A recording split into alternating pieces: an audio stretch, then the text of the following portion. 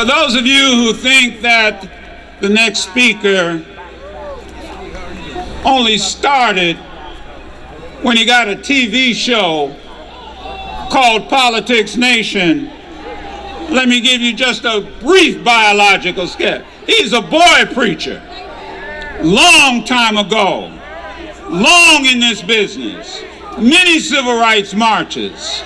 When called upon, he answered. You answered. We all answered. Ladies and gentlemen, the Reverend Al Sharpton.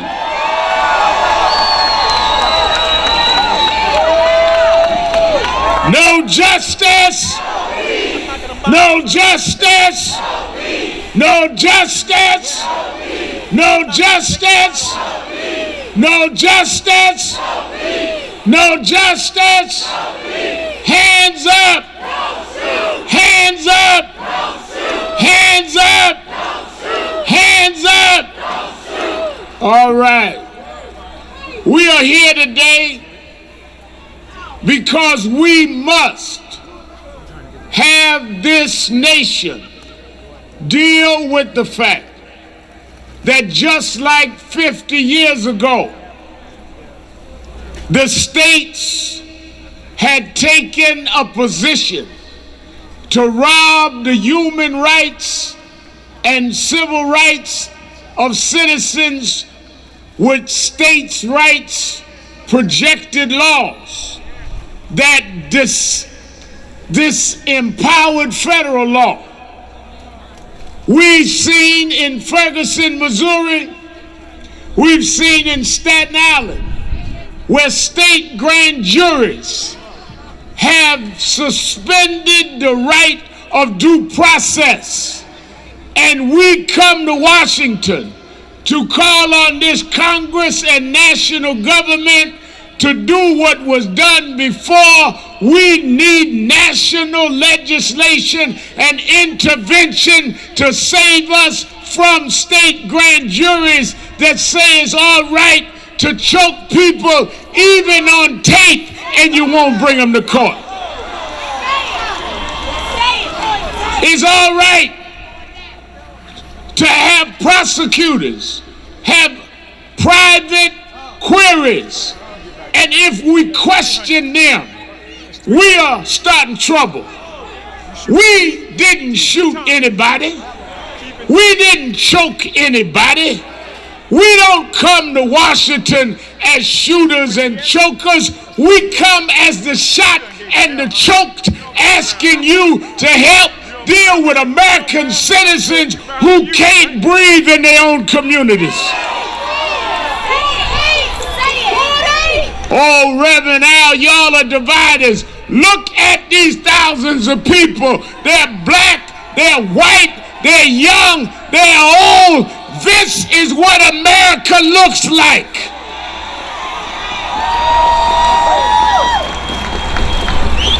I stood in this city and was inspired when I saw a black man put his hand on the Bible and become president.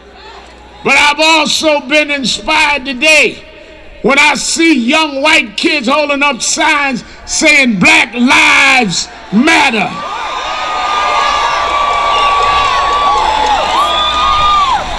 I know the media won't show that.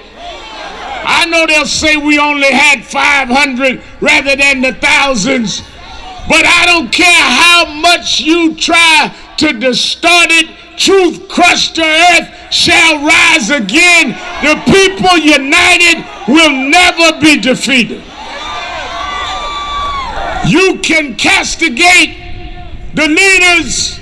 You can try to divide us by generation. But you didn't understand. My youngest daughter Ashley gave me a slogan the other day. It says, you may bury us, but you didn't know you were burying seeds.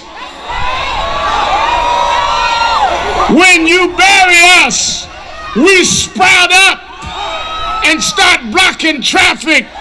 Our seeds grow in the civil disobedience. Our seeds grow in the nonviolence. Bury us if you want, but we'll grow stronger and last longer. This Congress, we're here for three things. One, we need a law on judicial threshold. Why is the threshold so high? For you to protect citizens in police matters. We're not saying all police are bad. We're not even saying most are bad. We're not anti-police, but we're anti-brutality. And the federal government must have a threshold to protect that. Second, the Justice Department must have a division funded to deal with this. Thirdly, we must have the power of special prosecutors, not the local prosecutors. We cannot trust those that work together every day and depend on each other to do their work, to have a non-conflicted inquiry of each other. This march today was led by the victims. First time. You know, they say, oh, y'all don't speak for nobody yet. When we call marches, thousands come. They get other people that got 20 folk to denounce us. But this is about the victims. We don't all agree with each other. We don't all have the same tactics, but we have the same goal, and that is equal protection under the law. And that's not black against white, it's right against wrong. That's why whites and blacks are here together. Show the world today this is not a black march or white march. This is an American march for the rights of American people.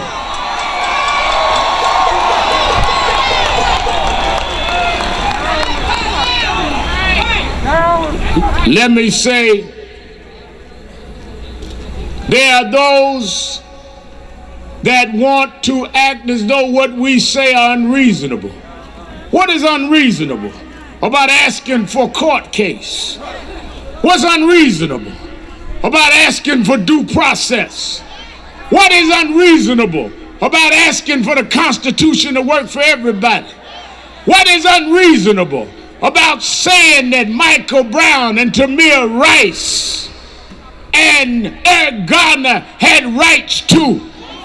What a lot of people don't understand is that just like policemen have the right to get unions and others to defend them, victims have the right to get civil rights and human rights organizations to stand behind them. You thought it would be kept quiet. You thought you'd sweep it under the rug. You thought there'd be no limelight.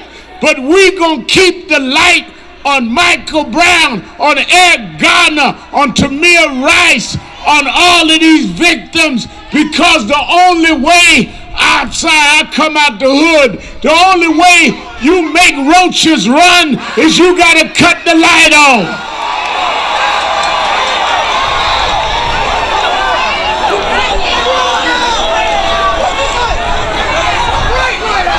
So I don't have the words that others may have.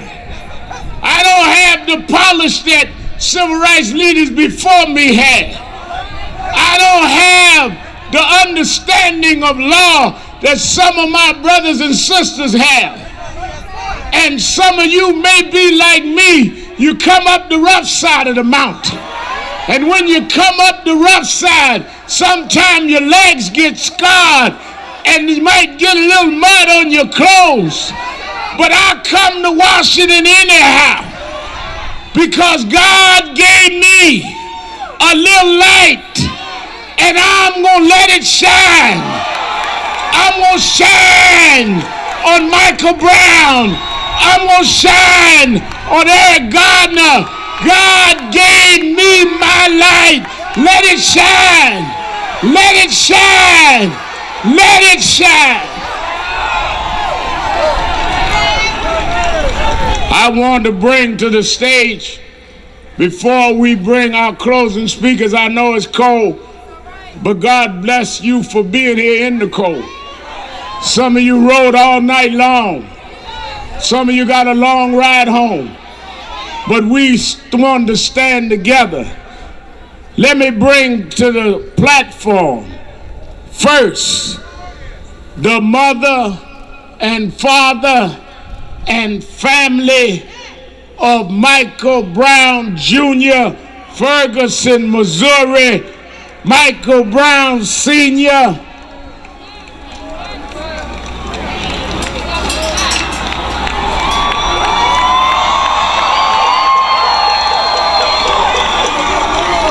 Come on, Attorney Gray.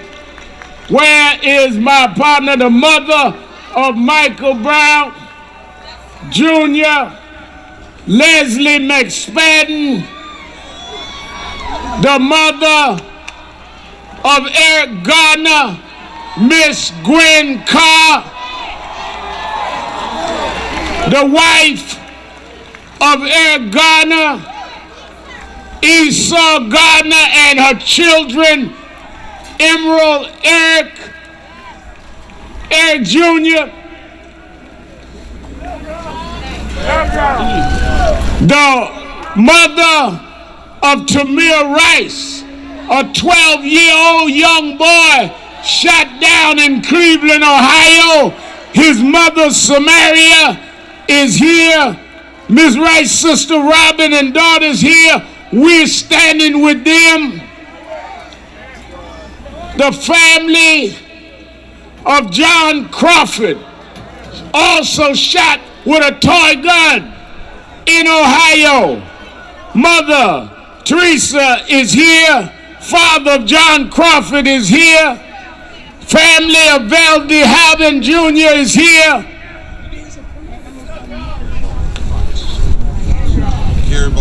Carrie Ball. Brother right here. Brother Carrie Ball. Where is the family of Gurney in Brooklyn, New York? Pink houses. This is his partner and the mother of his child. Both of them came to stand up for him. You got her. Bring on up front. They write in the New York tabloid, she wasn't here, she here. And we are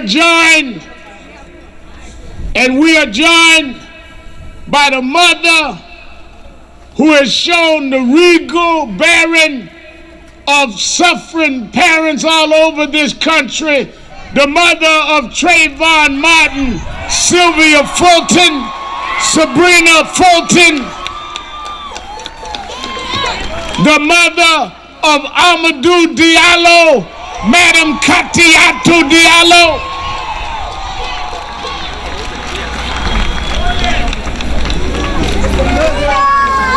Now I want, and then we're going to bring my partners to the stage, our partners in this.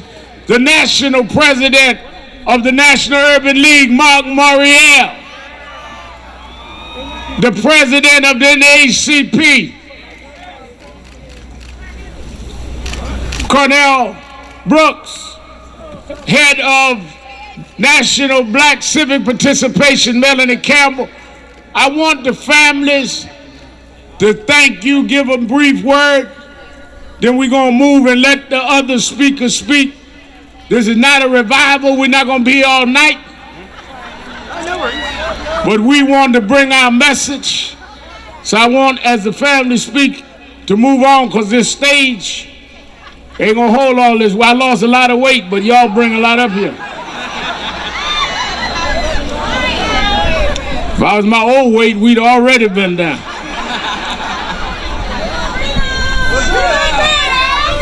I want to thank all of you that said you ain't got to call my name, but you're here.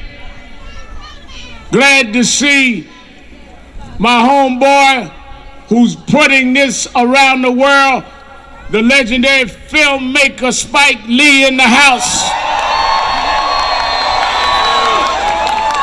brought his daughter to march.